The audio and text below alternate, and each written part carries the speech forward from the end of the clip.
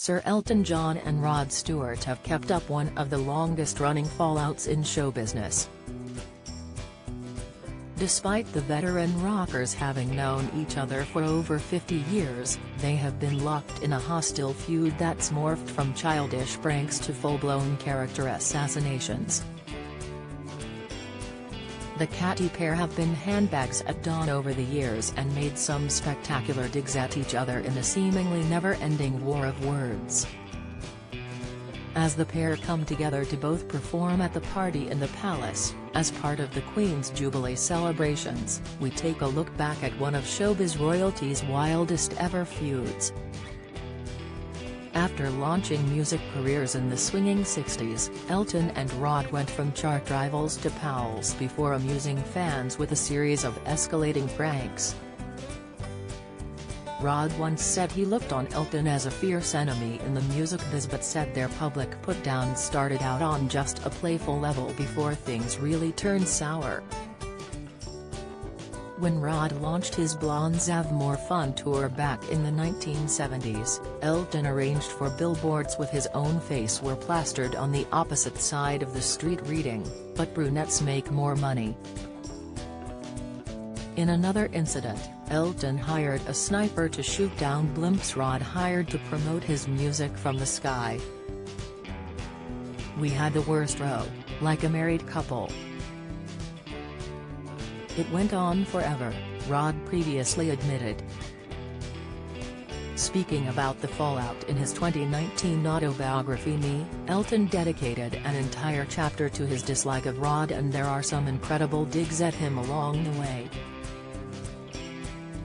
Elton told readers their disdain for one another reached boiling point when Rod slated him during a TV appearance. The crooner said Elton's epic 300-date farewell Yellow Brick Road retirement tour was dishonest and stunk of selling tickets. Rod added that he would never dream of announcing his retirement from music so publicly, as it was not very rock and roll. The public dig left Elton reeling for months, and he exacted his revenge sometime later in his no-holds-barred autobiography.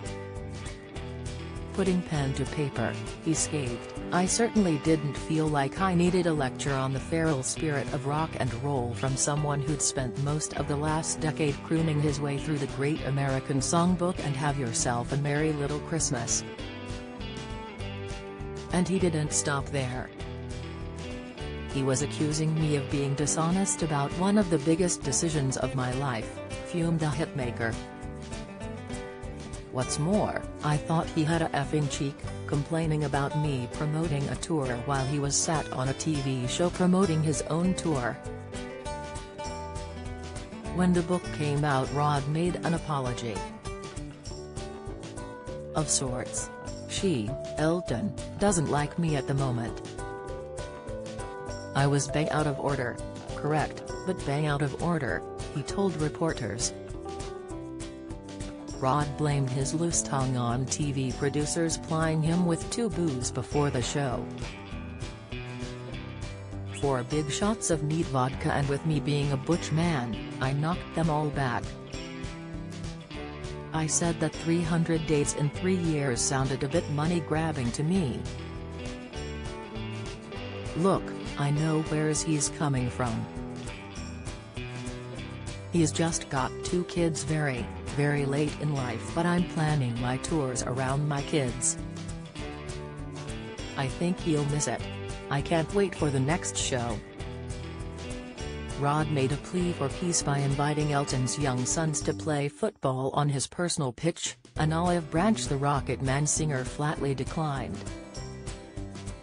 In November 2020, a small thaw began to show in Elton's grudge, as he said he hoped to put an end to the disagreement with his old pal in time for Christmas.